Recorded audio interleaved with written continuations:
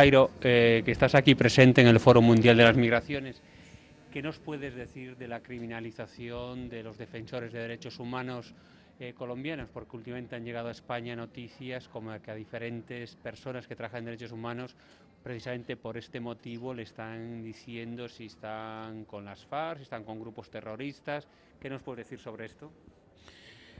Bueno, ha sido una política del gobierno del presidente Uribe desde el 2002 tender toda una política de estigmatización sobre defensores de derechos humanos, pero también sobre todas aquellas personalidades y organizaciones que trabajan iniciativas de paz. ¿Por qué razón?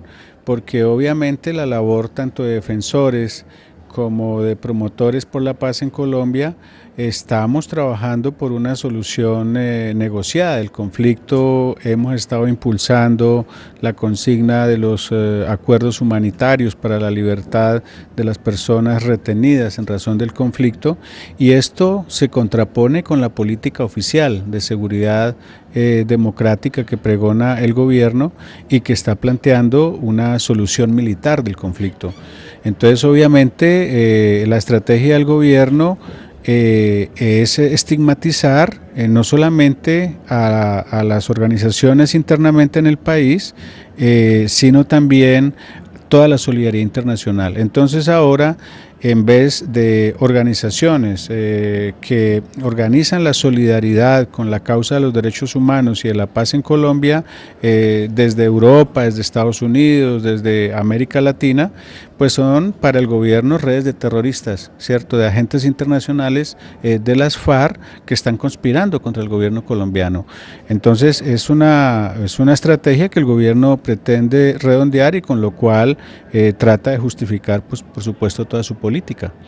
Jairo, durante mucho tiempo los gobiernos europeos acompañaron a los defensores de derechos humanos. ¿Pensáis que esto sigue dándose o ha habido un cambio en la política europea en este sentido?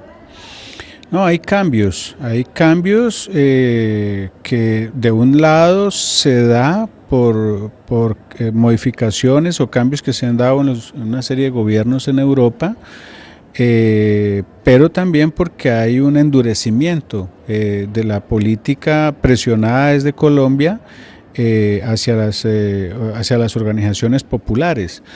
Y se nota cada vez más un apoyo de gobiernos, por lo menos en el caso de España, de Zapatero, a la política de seguridad democrática del gobierno del presidente Uribe. Entonces, pues es muy lamentable porque incluso la propia cooperación internacional, que antes tenía énfasis en la paz, en la resolución de los conflictos, en la defensa de los derechos humanos, ahora es una cooperación que prácticamente por la vía del Estado está llegando a los victimarios, a los responsables de crímenes de lesa humanidad, toda vez que ese recurso, en vez de financiar a las víctimas, ahora está financiando a los victimarios por la vía de los programas de reinserción del gobierno de Uribe. Pero Uribe, en su reciente visita a España, y sus ministros dicen que ya no hay conflicto interno en Colombia, que ya los paramilitares es una cuestión del pasado, y los gobiernos europeos parecen creerlo. ¿Realmente eso es así en Colombia? Bueno, las cifras desmentirían esto, es decir, si no hay conflicto en Colombia, una pregunta que habría que hacerse es por qué Colombia está gastando hoy el 6.5% del Producto Interno Bruto, que subió 2 puntos desde el año 1996 hasta el 6.5%. Estados Unidos, con todo y guerra en Irak, gasta el 4.4% de su Producto Interno Bruto en los costos de la guerra. Si no hay conflicto en Colombia, no tendría sentido que se haya pasado de 100.000 efectivos del ejército prácticamente a 400.000.